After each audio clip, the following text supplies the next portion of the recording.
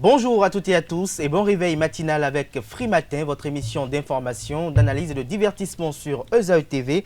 À la une de l'actualité nationale ce matin, le projet de loi des finances 2021, les candidats de l'opposition pour la présidentielle de 2021, la délocalisation statutaire du Parlement de la CEDEAO, la posture de Sébastien Germain-Ajavon au sein de l'opposition politique au régime du président Patrice Talon et les préparations du terrain politique pour la présidentielle de 2021 sont entre autres les sujets qui animent la presse nationale ce matin et partagent les gros titres à la une des parutions du jour. À suivre d'un instant à l'autre la présentation de quelques unes de journaux parus ce jour au Bénin. S'en suivra le bulletin matinal d'information qui sera présenté par Atifa Olafa. À suivre dans ce bulletin matinal d'information, l'ancien bâtonnier Jacques Migan, membre fondateur et membre du bureau politique du parti politique Bloc républicain. Il se prononce sur le choix de Patrice Talon par le BR comme candidat à la présidentielle de 2021. Il opine également sur la rumeur qui sous-tend la désignation du vice-président entre Ablaye Biotchane, Robert Bian et Ablaye Gounou. À suivre également dans cette matinale le compte rendu de la rencontre footballistique au cours de laquelle ESAE Football Club a battu dimanche dernier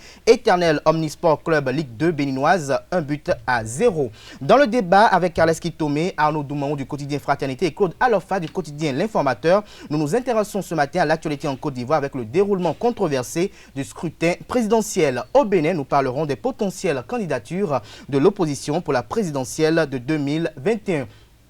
En fin d'émission, Nansrine Fatoumbi nous rejoindra pour la présentation des prévisions astrologiques de ce mardi 3 novembre de l'an 2020. Voilà pour le sommet du jour, chers amis internautes. On se retrouve dans un court instant, juste après la pub qui vous présente les réductions de scolarité à ESAE pour le compte de la rentrée 2020-2021. On se retrouve pour la présentation de quelques unes de journaux parus ce jour au Bénin.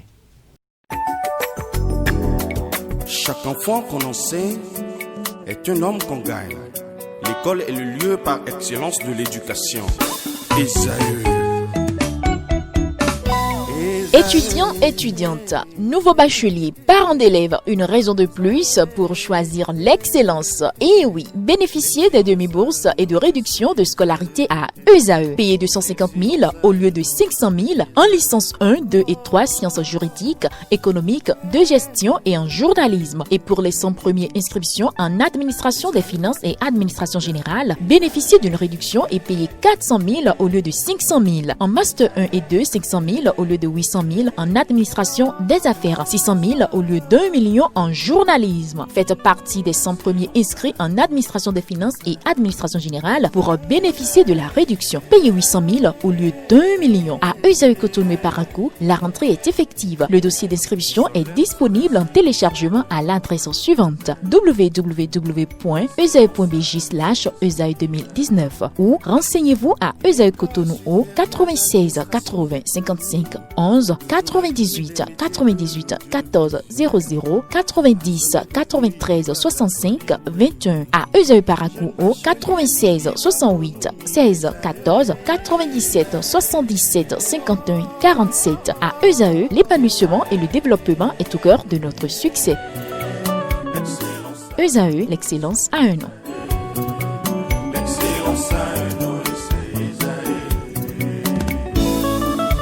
La rumba, c'est la musique des sages. Et ESAE, c'est l'école des sages. Bonjour à nouveau fidèles amis internautes d'ESAE TV. Nous démarrons la une des journaux comme il est de coutume tous les matins par la manchette de l'Informateur qui titre ce matin en manchette Université d'Abomey-Calavi, chaque étudiant sommé de faire lui-même son inscription. Des précisions à la page 3 de la parution de ce matin de l'Informateur qui titre en deuxième titre à la une ce matin Marche des femmes ce 31 octobre 2020. Les observations du ministre porte-parole du gouvernement Alain Orunla vous sont publiées à la page 5 de la parution de ce matin de l'Informateur qui titre également à la une ce matin 24e circonscription électorale, l'union des leaders autour des actions de Talon. Des détails à la page 5 de la parution de ce matin de l'Informateur. Dans l'oreille droite de la une de ce matin, fidèle ami internaute de ESAE TV, vous invite à découvrir dans les colonnes de sa parution du jour le journal École produit par les étudiants en journalisme à l'École supérieure d'administration, d'économie, de journalisme et des métiers de l'audiovisuel ESAE. Fraternité titre en manchette ce matin Course à la Marina en 2021. Les femmes, un rôle majeur, des candidatures pas évidentes. L'article est à lire à la page 2 de la parution de ce matin de Fraternité. En deuxième titre à la une de Fraternité de ce matin, tension en Côte d'Ivoire. L'opposition annonce la création d'un conseil national de transition. Matin Libre publie dans les colonnes de sa parution de ce matin la décision numéro 20-040-HAC du 22 octobre 2020 portant mise en demeure du journal Matin Libre. La dépêche en manchette ce matin, présidentielle de 2021, le Bénin n'est pas à l'abri d'une crise électorale, titre Le Confrère. Des précisions dans les colonnes de sa parution de ce matin. Toujours à la une de la dépêche de ce matin, le gouvernement et les centrales syndicales divisées sur la gestion des aspirants. Des détails à la page 10 de la parution de ce matin du Canard. Nous passons à présent à l'économiste qui titre ce matin en deuxième titre à la une.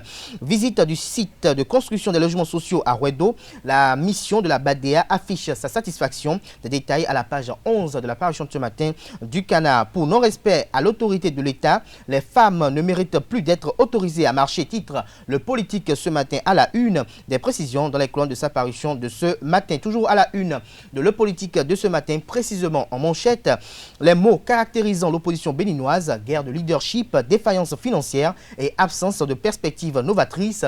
Le diagnostic posé par le confrère vous est publié dans les colonnes de sa parution de ce matin, précisément à la page 3. Jack Pata à la une ce matin, Firmin-Couton dans la commune d'Abomey. Le maire Antoine Djedou fait un bilan d'espoir qui comble les attentes de l'autorité. Les détails dans les colonnes de la parution de ce matin du quotidien Jack Pata. Matin Libre. En manchette ce matin avec la photo du président Patrice Talon, titre Bénin, suicide au pays des gens heureux. L'article est à lire à la page 2 de la parution de ce matin du quotidien. Toujours à la une de Matin Libre de ce matin, projet de loi de finances gestion 2021, que retenir des mesures sociales, des précisions à la page 8 de la parution de ce matin du quotidien Matin Libre qui titre également à la une ce matin, étude de la loi des finances 2021, audience publique, les députés en retard, les syndicalistes vident la salle. Des détails à la page 2 de la parution de ce matin du Canard. Le quotidien national d'information titre en manchette ce matin, projet de loi de finances gestion 2021.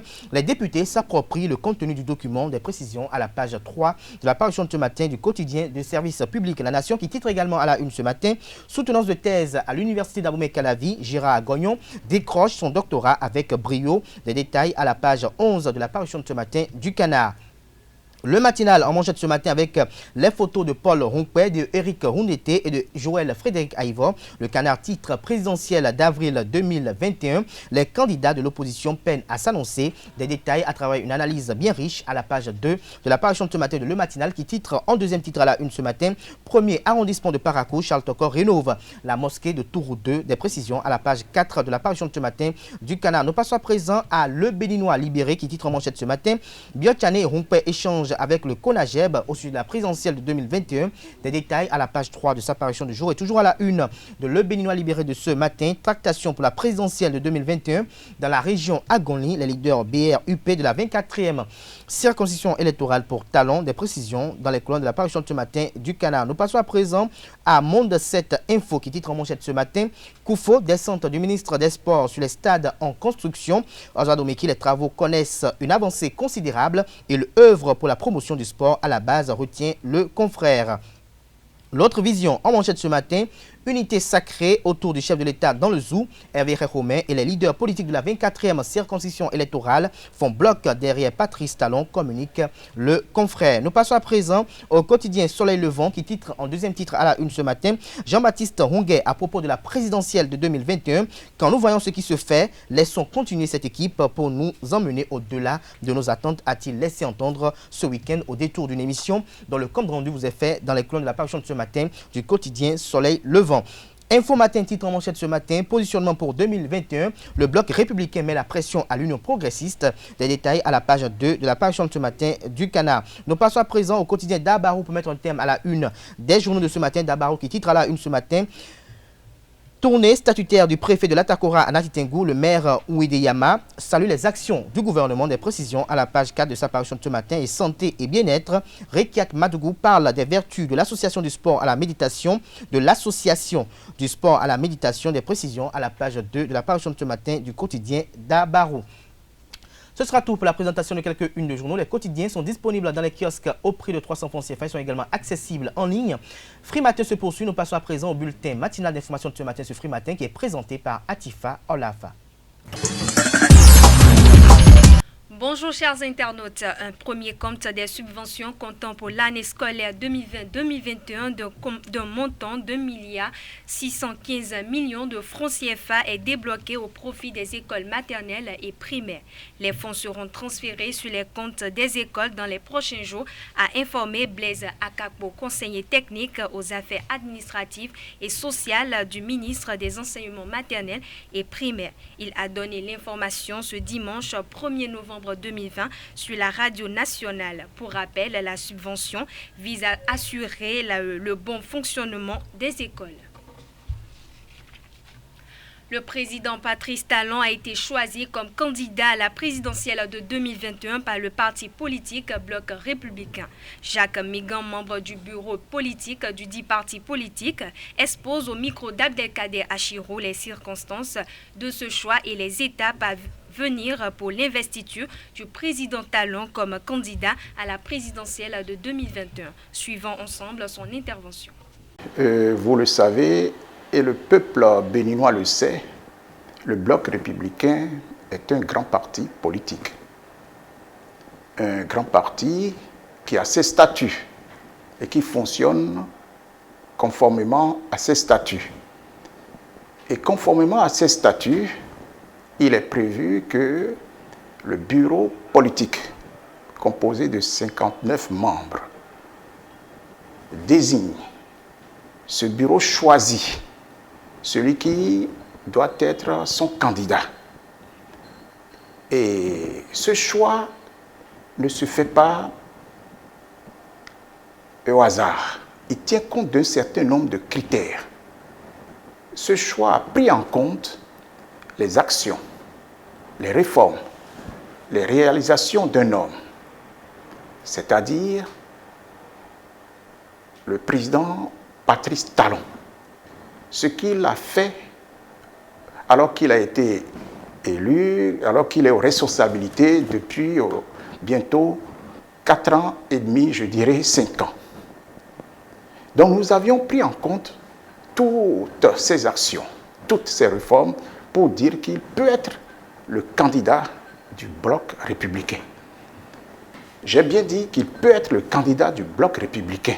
Nous l'avions choisi. Mais ce choix n'est pas encore définitif. Parce que, conformément à nos statuts, il faudrait encore que le Conseil national du Bloc républicain prenne acte de ce choix du bureau politique. Et une fois que l'acte sera pris par le Conseil national, il y a l'investiture. L'investiture se fait par le congrès du Bloc républicain de notre parti, c'est-à-dire toutes les instances qui composent le Bloc républicain conformément à ses statuts. Donc, à l'État, le choix a été fait sur un homme, puisque, je viens de vous le dire, c'est le président en exercice, le président Patrice Talon. Donc, nous allons attendre l'investiture pour dire au fort, non seulement à la communauté nationale, mais également à la communauté internationale, que l'homme, le candidat du Bloc républicain, c'est Patrice Talon. Et cela se fera très très prochainement, bientôt. Abdoulaye Biochane, Robert Bihan et Abdoulaye Gounou sont des noms qui circulent selon certaines indiscrétions comme potentiel vice-président du président Patrice Talon. Je vous invite à suivre l'analyse de Jacques Migan qui pense que ces noms ne seront pas vice-présidents, suivant son argumentaire au micro d'Abdelkader Achirou. Le parti ne choisit pas par rapport à un homme. Il tient compte d'un certain nombre de critères. Et je vous ai dit tout à l'heure comment nous sommes arrivés au choix du candidat du Bloc républicain. Nous avions tenu compte d'un certain nombre de critères, savoir les réformes, les actions positives, les réalisations positives de M. Patrice Talon et de son gouvernement. Nous n'avions pas encore fait, au niveau du Bloc républicain, le choix de celui qui sera le vice-président. Mais vous aviez évoqué 3 noms. Savoir M. Biochane, savoir M. Bihan, savoir M. Abdoulaye Gounou. Nous ne raisonnons pas en termes d'individus. Je viens de vous le dire. Et nous ne raisonnons pas au niveau du parti en termes de région. Nous ne raisonnons pas non plus en termes d'ethnie. Le parti est uni. Le parti ne tient pas compte de la région lorsqu'il choisit. Le parti tient compte d'un certain nombre de critères qui pourraient lui permettre d'être fier. On ne va pas dire nous allons choisir quelqu'un du nord, de l'est, de l'ouest, parce que le candidat que nous avions retenu au niveau du bureau politique serait du sud. Non, nous ne fonctionnons par rapport à la région. Ça, c'est clair au niveau du bloc républicain. Et il faudrait que notre mentalité commence par comprendre que l'individu ne compte pas. C'est le parti qui compte. C'est le collectif qui compte. Ce n'est pas la région qui compte. Ce n'est pas le département qui compte. Ce n'est pas la commune qui compte. Ce n'est pas l'origine qui compte. Ce qui compte, c'est, comme je viens de vous le dire, ce qui peut nous permettre de faire le bon choix. Maintenant, s'agissant du vice-président lui-même, monsieur le journaliste, si vous me le permettez, je vais vous lire ce que la Constitution a prévu en son article 54-1 et vous comprendrez pourquoi. Il est bien dit à l'article 54-1 de la Constitution que le vice-président de la République n'est pas membre du gouvernement. Il représente le président de la République à la demande de celui-ci à l'intérieur ou à l'extérieur du territoire national. Deuxièmement, il est le grand chancelier de l'ordre national. Les fonctions de vice-président de la République sont incompatibles avec l'exercice de tout autre mandat électif, de tout emploi public, civil ou militaire et de toute autre activité professionnelle. C'est pour vous dire quoi? La fonction de président de la République, je ne crois pas que l'on puisse voir la fonction de vice-président comme il n'est pas une institution. Non, il est quelqu'un qui ne peut même pas siéger en Conseil des ministres. Il est quelqu'un qui n'est pas comme, on dirait, le président de la Cour suprême, de la Cour constitutionnelle, de la HAC, de l'Assemblée nationale. Non, c'est complètement accessoire. Alors, les noms que vous aviez cités tout à l'heure, M. Biotchani, mais on en a besoin dans le prochain gouvernement. Si par bonheur, le président Patrice Talon est réélu en 2021, on ne change pas une équipe qui gagne. M. Biotchani a toute sa place là. Alors pourquoi voudriez-vous qu'il occupe un poste de vice-président accessoire, inactif, en dehors de ce que je viens de vous dire? S'il se confirme qu'il peut encore exercer ou agir, ce serait au niveau de la grande chancellerie, monsieur le journaliste. Donc, si en citant également M. Bion, mais il a déjà un poste électif. Est-ce que vous voulez qu'il soit inactif, passif? Non. Je crois qu'on a besoin de tous ceux-là, soit à l'Assemblée nationale, soit au gouvernement. Et comme je vous l'ai dit, nous ne raisonnons pas par rapport à l'ethnie, parce que les noms que vous aviez cités sont d'une origine. Nous ne fonctionnons par rapport à l'origine.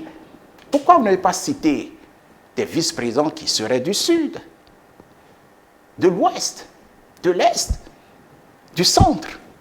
Il faudrait que la mentalité béninoise commence par comprendre qu'un parti politique ne tient plus compte de l'origine, ou comme on le dit, de l'équilibre ethnique, régional. Non, nous fonctionnons comme une seule personne au niveau du bloc républicain. Et je crois qu'il en est de même dans les autres partis politiques. Toujours est-il dit que conformément à nos statuts, au moment opportun, le bloc républicain, comme il a fait en ce qui concerne le choix du président, du candidat président à la présidence de la République, nous ferons le même choix en ce qui concerne le candidat au poste de vice-président. Donc, soyons patients, monsieur le journaliste. ESA-EFC a battu ce dimanche Éternel Omnisport, club de Ligue 2 béninoise, 1-0 en match amical au stade Jean-Pierre Gascon de Pobet. Michael Odo a inscrit l'unique but de la partie à la 27e minute sur pénalty. En face, Éternel a raté 2 pénaltys au cours de la rencontre, dont un arrêté par Marcel Dondinou dans les arrêts de jeu de la première période. Ce deuxième match test a été disputé notamment par les joueurs étrangers. Revivez quelques moments forts de ce match.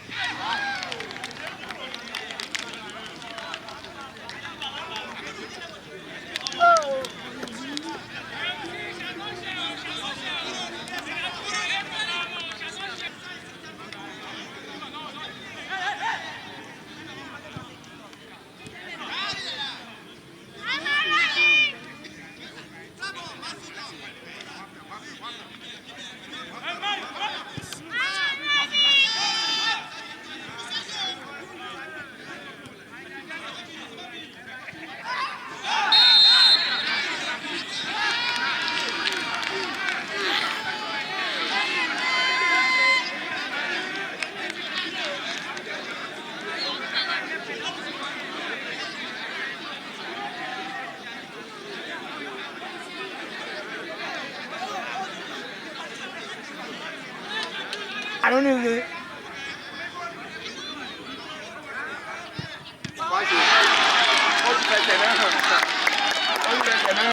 Bien joué.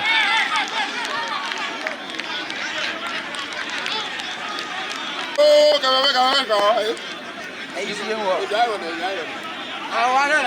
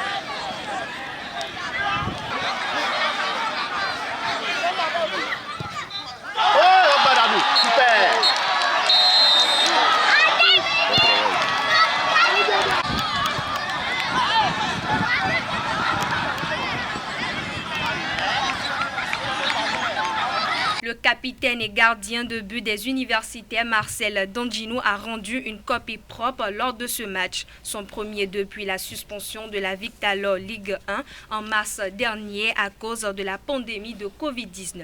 Suivez ses impressions à la fin du temps réglementaire. Depuis un moment, on n'a pas joué et maintenant, on a livré le match. J'ai fait mon premier match. Et je pense qu'avec le travail des 2 semaines, je dirais, j'ai appris beaucoup de choses.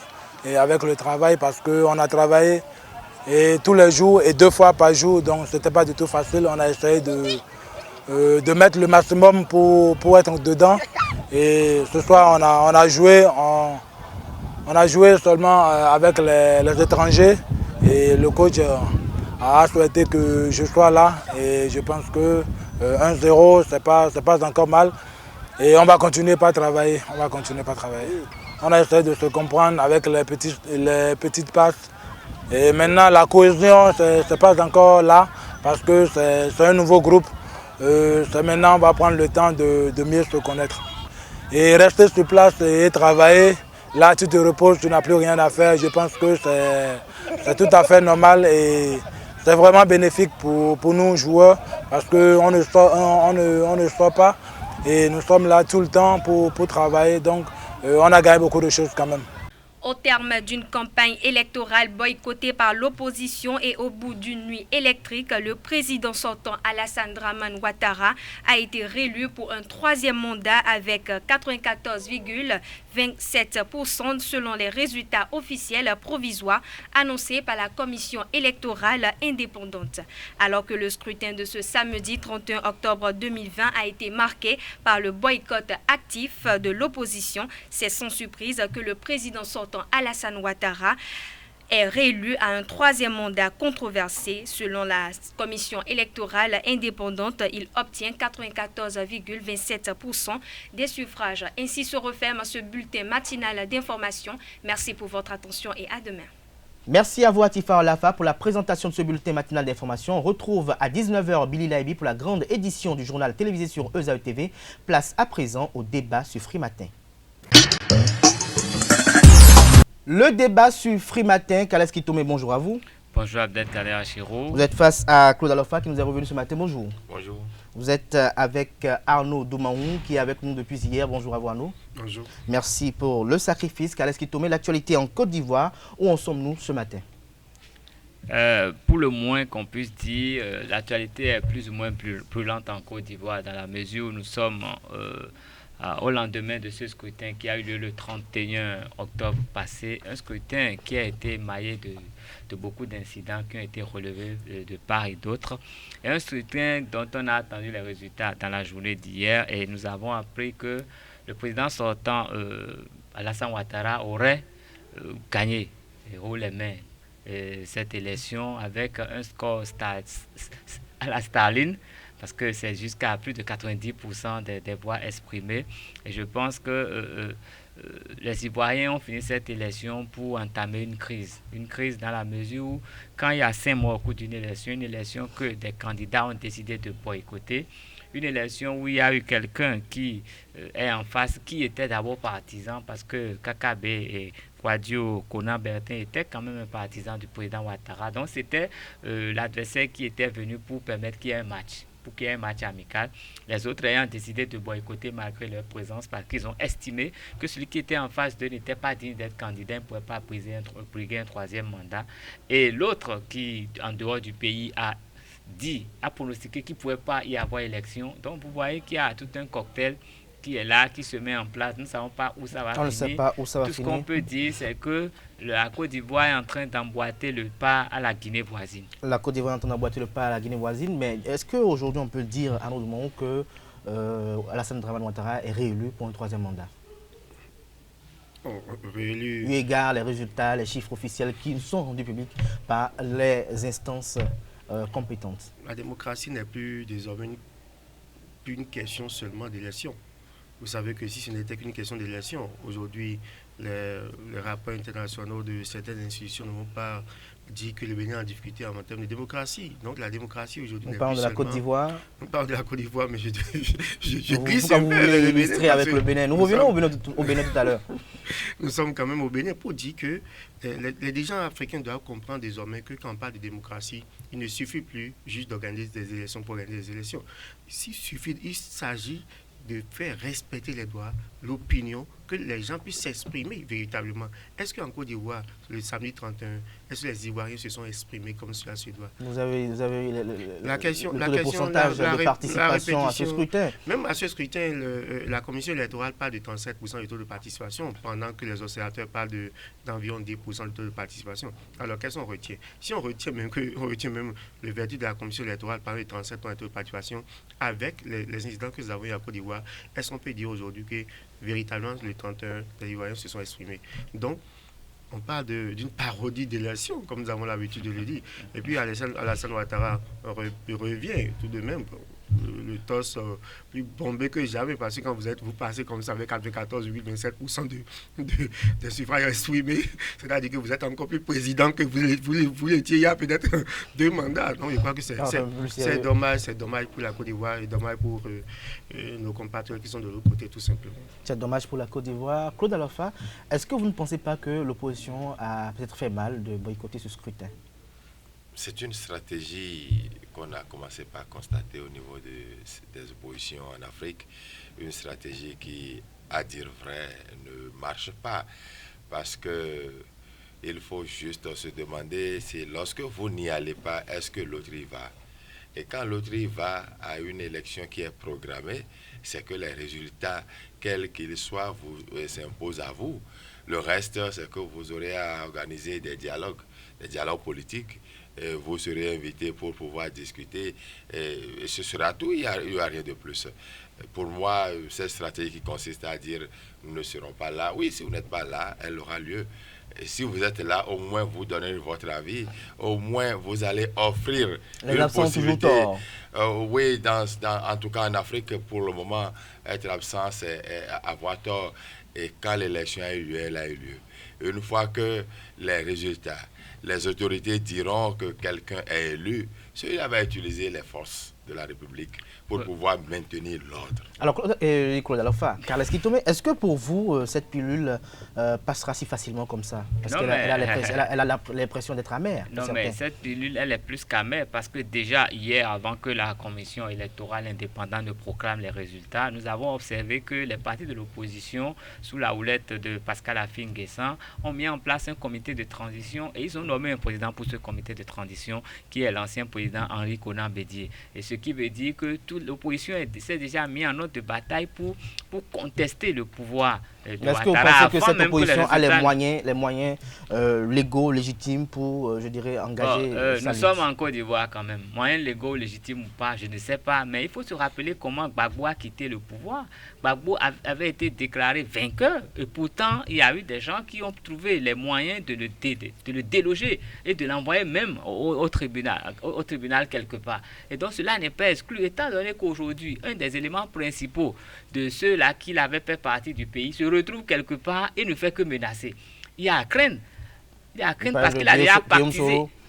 Je parle de Guillaume Soro naturellement et il ne faut pas oublier que Gbagbo a donné son mot d'ordre aussi depuis l'extérieur. Et la candidature de Pascal Affi-N'Guessan, même si ça a divisé un peu le FPI, ça a permis quand même au FPI d'être présent parce que le FPI voulait Gbagbo et Gbagbo n'étant pas autorisé à rentrer en Côte d'Ivoire, c'était en fait la seule façon de permettre au FPI d'être là. Mais il faut remarquer que dès que Pascal Affi-N'Guessan avait déposé sa candidature, il avait dit tout de suite qu'ils avaient boycotté. Il avait lancé la désobéissance civile ce jour-là. Et donc c'était une façon de dire, nous pouvons être candidats, pas lui. Tant qu'il est candidat, il ne faudrait pas qu'il y ait élection. Mais on ne dira pas qu'on ne s'est pas présenté. Donc c'est quand même une stratégie. Et cette stratégie est toujours en marche. Parce qu'il y a même le MFA qui s'est rallié plus tard à Ouattara. Aujourd'hui, on ne connaît plus sa position. Même Kakabe qui a été son fidèle Jusque-là, on ne sait pas sa position. Ils ne disent rien. Et vous savez que quand les armes ont crépité quelque part une fois, c'est qu'il y a toujours des armes cachées quelque part. Et quand vous voyez un peu toutes les zones qui ont été perturbées, il faut vous rappeler, c'est les zones qui avaient été perturbées il y a 10 ans. Le convoi d'un ministre qui a été attaqué hier. C'est les mêmes zones qui avaient été perturbées il y a 10 ans qui ont fait partie de Gbagbo. Ça veut dire qu'il y a des bastions qui sont restés, qui aujourd'hui se réveillent. Ce n'est pas positif pour la Côte d'Ivoire, ce n'est pas positif pour la sous-région ouest africaine.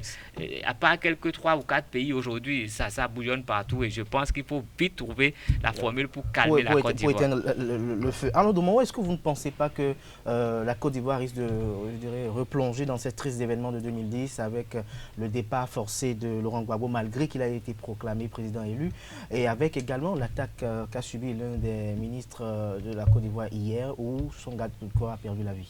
Oui, je fais d'abord observer que la CEI, la Commission électorale, a revu le taux de participation à 53%. Mais je dis par rapport à votre préoccupation. De 37, on est passé à 53. On est passé à 53 parce que quand on proclamait les chiffres département par département, la CEI avait parlé de 37 et après le résultat définitif, la CEI a parlé de 53,42%. Mais par rapport à votre préoccupation, vous constatez d'abord que par rapport à l'armée ivoirienne, par exemple, on a intégré à un moment donné les milices, on a désarmé des gens et on a dit la réconciliation en Côte d'Ivoire. Vous avez suivi cette scène où on a même brûlé les armes, on a fait des grands feux, de géants feux, et puis on a brûlé des armes. On a considéré donc que les Ivoiriens se sont retrouvés et puis ils se sont familiarisés à nouveau et donc un peuple qui s'est relevé.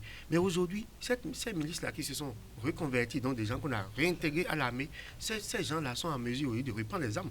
Vous avez constaté donc que le jour du scrutin, à certains endroits, au lieu que l'armée ne sécurise les lieux de vote, mais l'armée est restée à ne rien faire. La meilleure phase, c'était la vandalisation du matériel électoral. Mais Arnaud Douman, on pose la question de savoir quel est le problème aujourd'hui en Côte d'Ivoire? Le problème, c'est Ouattara. Est-ce que vous pensez que Ouattara a le problème? Hier, c'était Laurent Gbagbo, aujourd'hui, c'est Ouattara.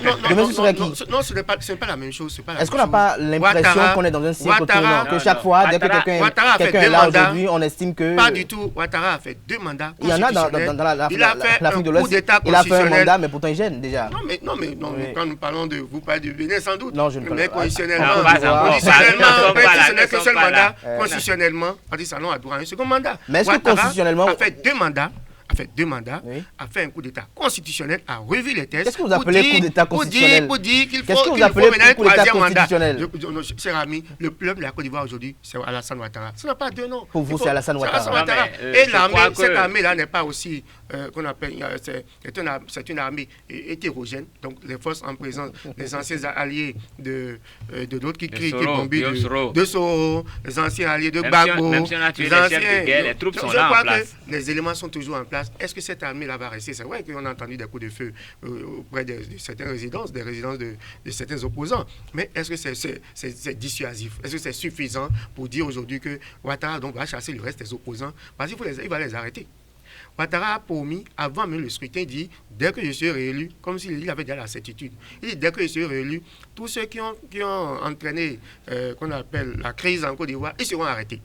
Et donc, la prochaine étape pour le président Ouattara aujourd'hui, c'est de faire les arrestations. Et vous allez constater, si la tension demeure telle, sans doute, parce qu'il y a eu des crépitements hier, des coups de feu au niveau de certains résidents de certains opposants. Donc, soit ils vont quitter le pays, soit ils seront arrêtés, soit l'armée est divisée, et puis le pays reprend comme il y a quelques années. Le pays reprend. Claude Alpha, tout à l'heure, Arnaud Douman parlait de composition aux allures hétéroclites de l'armée, avec en son sein des agents dormants. Est-ce que vous ne pensez pas que tout ceci pourrait tourner au vinaigre? Non, pas du tout. Le contexte a changé. Ce qui s'est passé avec Gbagbo, le contexte international a beaucoup changé. Malgré tout ce qu'on voit dans les rues, malgré les ministres qui sont attaqués, il fallait juste attendre que l'élection ait lieu. Et il y aura de petits problèmes, il y aura des soubresauts, mais Ouattara mettra de l'ordre. Très vite. Il mettra de l'ordre. Ouattara ou la France? Ouattara mettra de l'ordre dans la maison. Trouvez le mot que vous voulez, mais dans tous les cas, il y a de l'ordre en Côte d'Ivoire. Il faut reconnaître que nous sommes en train de passer une autre transition. 30 ans après les conférences qui ont conduit à des... Mais est-ce que, comme le disait tout à l'heure Arnaud Douman, est-ce que vous ne voyez pas que véritablement que le problème de la Côte d'Ivoire actuelle, c'est le 3e mandat de Ouattara? Et selon vous, qu'est-ce qui serait à l'origine de cette volonté de Ouattara de vouloir encore briller un 3e mandat? quand on sait tout le parcours emblématique que l'homme a eu et tout, quand on sait également l'argent, c'est pas peut-être ce problème, le pouvoir, il en a eu. Pourquoi il aurait peut-être cette envie encore? C'est l'envie de nos chefs d'État toujours créée par des cadres incompétents tout autour d'eux. Il faut dire que ce n'est pas Ouattara qui a voté la loi à l'Assemblée nationale. Ce sont des cadres ivoiriens. Ce sont des gens qui ont été à l'école. Donc il y a eu une complicité de la classe politique. Et qui, la plupart du temps, c'est des cadres qui n'ont pas la compétence de faire le travail et qui décident de proposer à quelqu'un de pouvoir rester devant eux afin de les aider à rester, à maintenir leur position dans la situation sociale. Et donc, il n'est pas juste de continuer à accuser un chef d'État parce que si Ouattara n'était pas candidat, on n'aurait pas dire que la solution serait directement trouvée. Ceux qui voulaient être les présidents, ceux qui voulaient, ce n'est pas évident. Faut pas le dire ainsi. Ouattara, je crois, à mon humble avis, que c'est peut-être parce qu'il a des informations qui laissent peut-être croire qu'il y aurait plus de problèmes, qu'il a voulu être là. Ce que moi je veux juste que nous sachions, c'est que lorsqu'il y a eu élection, vous aurez votre temps, vous aurez votre temps de réaction.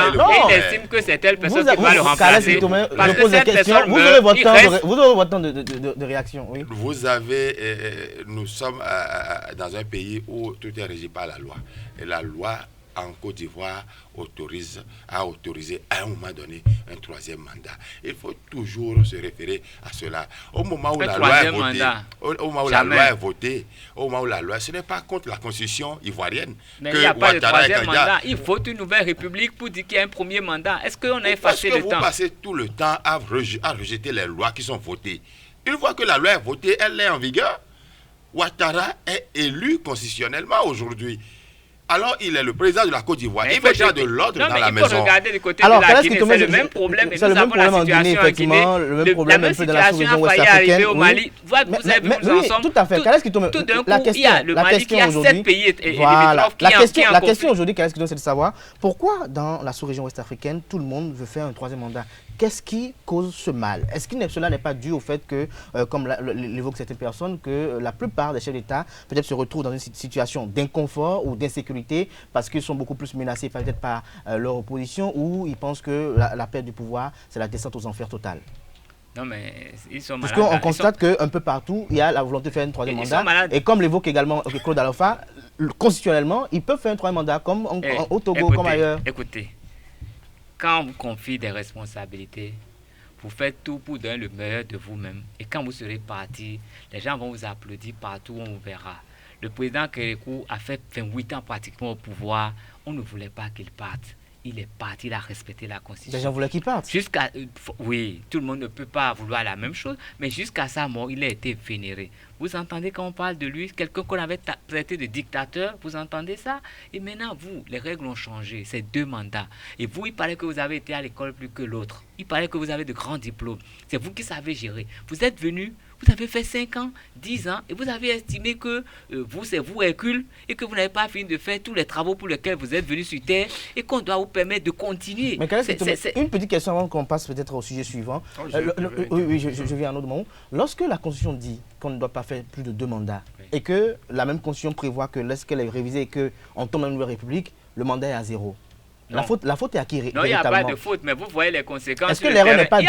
Est-ce que l'erreur n'est pas due peut-être à la classe politique qui parfois est partisane? Le Mali est comment? C'est ça les conséquences. Le Mali est comment? La Côte d'Ivoire est comment aujourd'hui? Les Ivoiriens, ils ont envie de sortir aujourd'hui parce qu'ils se sentent plus en sécurité. Les Guinéens, ils sont comment? Mais c'est ça le troisième mandat là. C'est ça, c'est tout ce qui est positif. Mais pourquoi tout le monde veut faire un troisième mandat? C'est la mode, c'est la chemise qui est la mode aujourd'hui. Tout ce qui est positif dedans, c'est qu'on tire sur ses frais. C'est tout, il n'y a rien d'autre. Tirer sur ses frais, c'est positif? C'est ça, mais c'est tout ce qu'on a comme résultat. Autant laisser le pouvoir. Écoutez, en plus, il dit quoi? Que lui, c'est pour... Parce que Amadou Koulibaly est bon, que lui, il est redevenu candidat, et que quand il aurait gagné, il va encore transmettre le pouvoir à quelqu'un d'autre. C'est à lui la Côte d'Ivoire. C'est pas à lui de choisir qui va gouverner la Côte d'Ivoire. S'il est fatigué, il s'en va, mais il dit qu'il va gagner.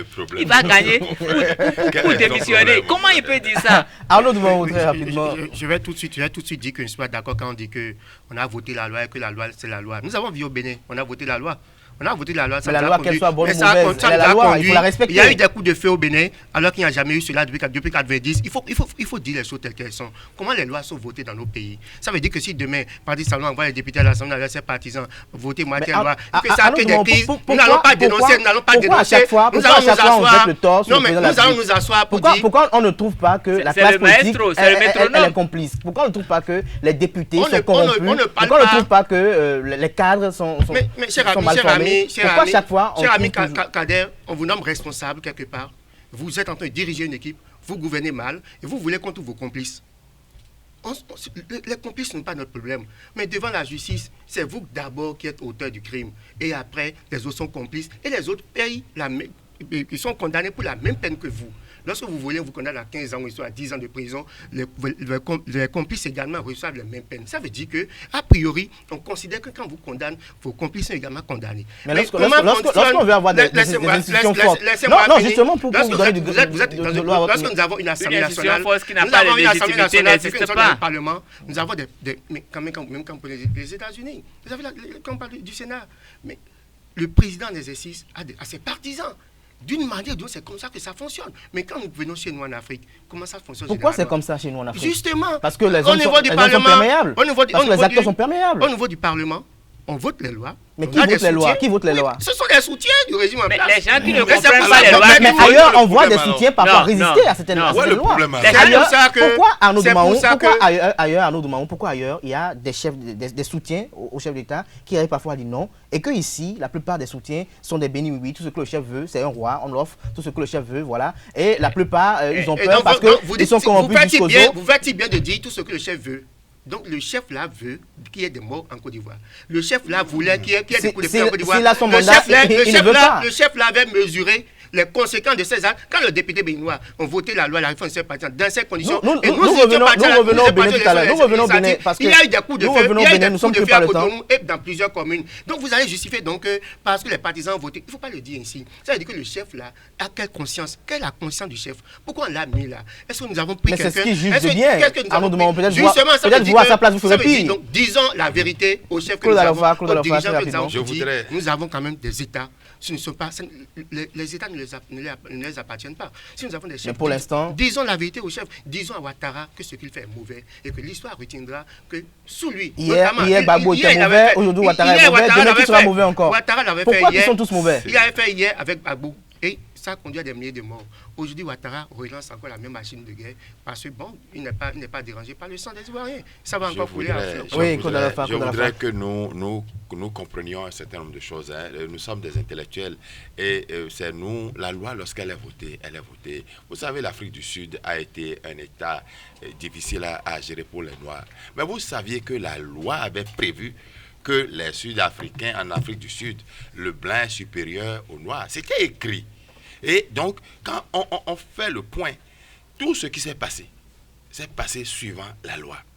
Il faut dire que nous n'avons pas à gérer les hommes. On n'a pas à dire que tel homme est mauvais ou autre. Nos lois sont comment? Nos institutions se comportent comment? Lorsque nous changerons, il ne faut pas 30 ans seulement après les démocraties nées par les conférences négociées, nous sommes en train de nous rendre compte que c'était une grossière erreur. Nous sommes en train de nous rendre compte que nos dirigeants, que les cadres de la République n'en étaient pas réellement. Ce sont eux qui votent les lois. On peut tout dire. On peut dire que Ouattara a mis de l'argent, Ouattara fait de la pression, mais dites-moi exactement. Qu'est-ce que ceux-là, ces cadres voulaient pour la République ivoirienne? Lorsque Ouattara mettait la pression, eux voulaient quoi? Lorsqu'ils ont voté ces lois-là, ils savaient très bien que la Constitution permettrait à Ouattara d'être réélu. Mais ils ont voté la loi. S'il vous plaît, Ouattara utilise la loi qui est... Le président Trump l'a déjà dit. Lorsque vous créez des lois qui créent des failles, il y a des hommes qui en profitent. Un point tiré, Ouattara profite de la loi. Alors, les Américains ont respecté juste Ils ont respecté, parce que ce n'était pas écrit noir sur blanc. On est en Afrique ici, les Africains. Pas plus que 2 mandats. Et Les pourtant, Africains. Les Américains ont respecté. Les Africains. Tu fais 2 mandats, tu descends. Ça veut dire que ce n'est pas forcément. Il faut forcément dire non, parce que la loi permet tel. Donc Ouattara peut tout se permettre. C'est pas ça qu'il s'agit. Et le reste, ne pouvons pas être là de donner des conseils. Ne pouvons pas être là de non, mais donner le des reste, c'est conseils. une question Nous ne pouvons pas être là de d'interprétation. donner des Parce que conseils. Ouattara, pourquoi généralement en Afrique, pourquoi généralement en Afrique, on frappe, on taille des lois pourquoi généralement en Afrique, on arrive à se tailler des lois encore qu'en Côte d'Ivoire, il s'est agi d'une question d'interprétation et Ouattara a estimé que c'est lui qui a envoyé la nouvelle constitution et qu'on ne peut pas mieux lui expliquer cette constitution. Vous avez suivi les débats. On revient au Bénin, on laisse Ouattara en paix. Au Bénin aussi, nous approchons bientôt la présidentielle de 2021. Qui seront probablement pour vous, selon les éléments d'appréciation actuels, les potentiels candidats pour l'opposition, ceux qui devront représenter l'opposition? Ok, je vais me permettre de faire une digression. Très rapidement, nous avons un dernier tour de table parce que nous sommes pris par le temps. Je suis d'accord. Nasrine attend pour l'horoscope du jour. Votre digression soit longue. Mais je voudrais simplement dire ceci. Nous devons apprendre à confier nos États à des gens qui peuvent réfléchir avec la tête et non avec le ventre. Si nous confions nos États à des députés qui ne pensent qu'à leur deuxième maîtresse, nous allons voter des lois pour dire que les grogneurs sont des journalistes. Non, on va dire que les grogneurs sont des journalistes. C'est une loi qui existe, c'est au Bénin ça. Nous allons voter des lois que nous ne serons pas en mesure d'interpréter. Nous-mêmes, et députés, si vous voulez, on va faire le test, on va amener 5 députés ici et chacun d'entre eux va expliquer 5 lois qu'on a votées pendant qu'il est là-bas. Je vous assure, il va vous dire des conneries. L'opposition.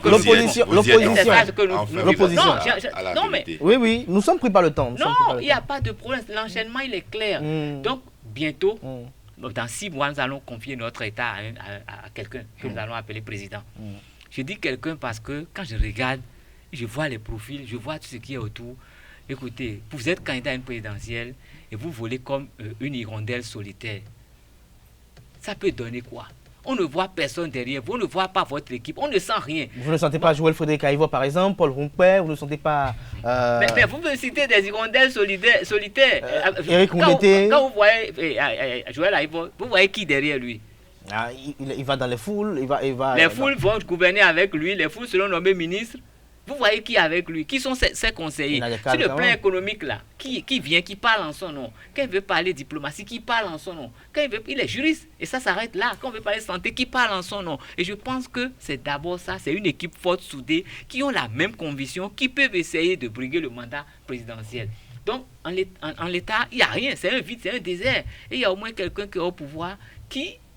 En fait, il a tous les droits aujourd'hui et c'est lui seul qui semble avoir une équipe parce que tellement le ventre a guidé les têtes que toutes les têtes pensant se sont retrouvées derrière lui. Des gens, des doctorants, des docteurs qui sont inutiles là-bas, ils acclament, ils applaudissent tous les jours. On ne peut pas applaudir un chef en vain. On ne peut pas applaudir sans arrêt. Il y a forcément des failles dans le système et les sachants doivent pouvoir relever ces failles pour relever la République. Mais si un Joël Aïvo veut parler lui seul de tout, ça ne donnera rien. À nous demandons qui pourrait être des candidats qui vont représenter l'opposition au régime Talon en 2021. Je vais d'abord observer qu'en matière politique, lorsque quelqu'un gagne le pouvoir, c'est avec une équipe et c'est des gens. Et lorsqu'ils ont pris le pouvoir, généralement, ils sont toujours soutenus, ils sont toujours accompagnés. Il y a des gens qui épousent la vision. Ça veut dire que qui épousent la vision. Donc, mais quelque part, le pouvoir arrête le pouvoir. Et dès lors que l'équipe qui est là, c'est-à-dire que, je prends un exemple, un chef d'État, comme on parlait tantôt de Ouattara, et qu'il y a ces partisans, par exemple, quelque part, et qui votent tout ce qu'il envoie, il faut que le pouvoir puisse arrêter le pouvoir. Et dès lors que le pouvoir n'avait plus arrêté le pouvoir, c'est qu'il n'y a plus de gens, il n'y a plus des obstacles devant. Le peuple prend alors la décision, donc, puisque le pouvoir au dernier ressort, c'est le peuple qui donne le pouvoir en matière de démocratie. Le peuple prend donc ses responsabilités et dit d'accord, je vous arrache alors le pouvoir. C'est comme ça que les systèmes fonctionnent. Au Bénin, je vais descendre sur la question de Carlos Foulit. Au Bénin, que nous n'avons que des hirondelles qu'on appelle solitaires.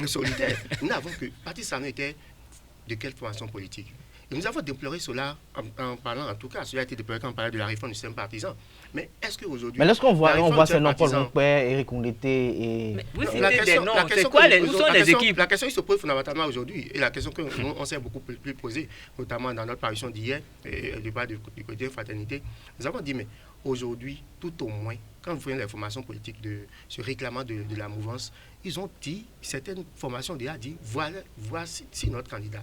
C'est-à-dire, Moël Bénin a dit, Patrice Talon est notre candidat. UDBN dit, nous allons nous en tenir à la décision de Patrice Talon, et le bloc républicain a choisi carrément. Nous avons désigné Patrice Talon comme candidat.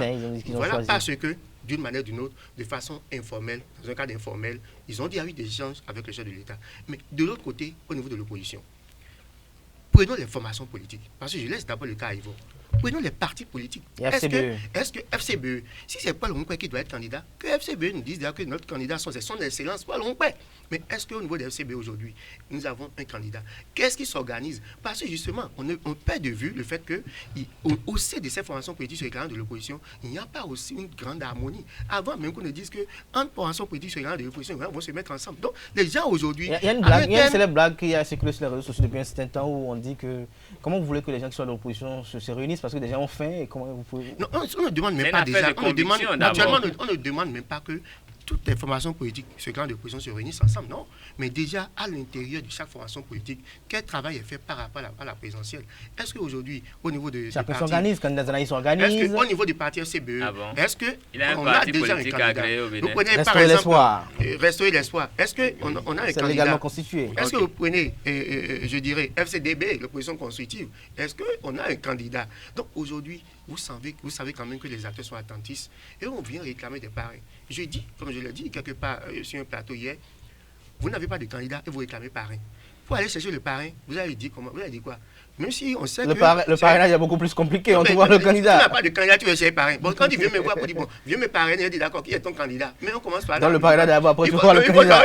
Claude Alopha, très rapidement pour finir ce débat. Je voudrais répondre à votre question. Il n'y aura pas de candidat réel de l'opposition. Il ne faut pas qu'on fuit les débats. Il ne faut pas après dire qu'on s'est laissé baratiner, on s'est trompé et puis le pouvoir nous a menti. L'opposition ou quiconque, tous les autres candidats, ils ne peuvent pas avoir de parrain. Ils ne sont pas en mesure d'avoir le nombre requis pour être candidat. A déclaré ouvertement que... Et ils savent bien que le chef d'État est en train de poser un acte politique. Ils savent bien qu'eux-mêmes, ils sont en train de poser des actes politiques. Ils restent là, tourner en rond. Et demain, on va se retrouver sur le même plateau et dire que quelqu'un a trompé quelqu'un. Ils savent que la loi ne leur permet pas, eux, de pouvoir aller à une élection actuellement en l'état. Et que c'est une loi qu'eux-mêmes, ils ont aidé à voter. Il ne faut pas l'oublier. Il ne faut pas l'oublier. J'espère que nous allons regarder ça. Est-ce que des épouvantails peuvent aller à une élection? Merci à vous, Kales Kitome, pour ce commentaire. Merci également à vous, Arnaud Domaou. Merci à Claude Alopha. Je rappelle que vous êtes le directeur de publication du quotidien Maison, l'informateur. Vous étiez avec Arnaud Domaou de Fraternité et Kales Kitome de EZAE-TV. Fidèle ami internaute de EZAE-TV. À présent, nous installons Nansirine Fatoumi pour les prévisions astrologiques de ce mardi 3 novembre de l'an 2020. Amis internautes, bonjour et bienvenue sur le message des astres de ce mardi matin. Démarrons par le tout premier signe astrologique Bélier. Votre humeur joviale sera un réel atout primordial aujourd'hui. Prenez du recul avant de réagir. Si vous étiez en recherche d'une autre source de revenus financiers, la nouveauté arrivera. Cher Taureau, vous tendez spontanément à jouer un rôle aujourd'hui. Ne doutez pas de vos acquis et de vos occasions. Vous devrez y penser et prendre du recul. Amis Gémeaux, vous avez des doutes qui peuvent entraver votre expression affective et sentimentale.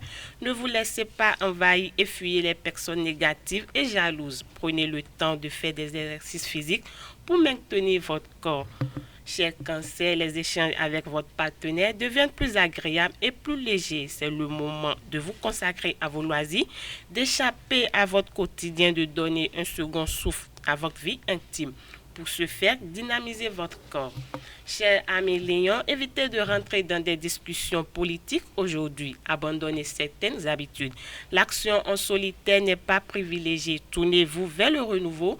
Sortez de votre réserve. Vierge, c'est le moment de faire des choses importantes. Vous aboutirez malgré vos doutes. Le tout sera de sentir de vos hésitations. Foncez à tout prix. Vous n'avez rien à perdre. Vous êtes en hauteur de la vague annuelle. Balance, il y a des festivités en perspective. Cela vient à point nommé pour vous permettre de vous évader mentalement. C'est le moment de sortir résolument de votre réserve, d'oser déclarer votre flamme et de lancer une invitation.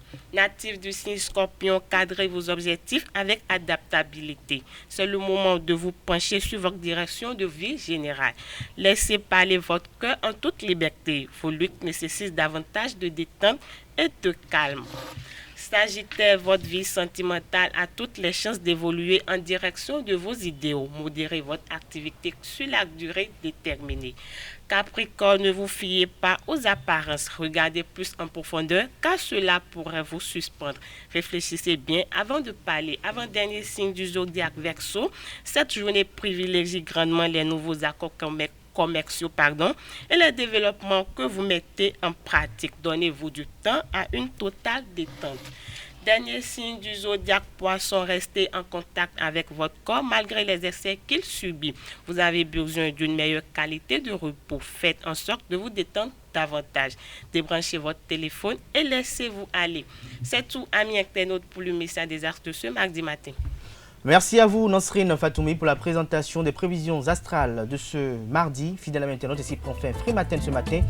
Merci pour l'attention. On se retrouve demain avec le même plaisir, avec le même bonheur. Portez-vous bien et à demain matin, plaisir aussi.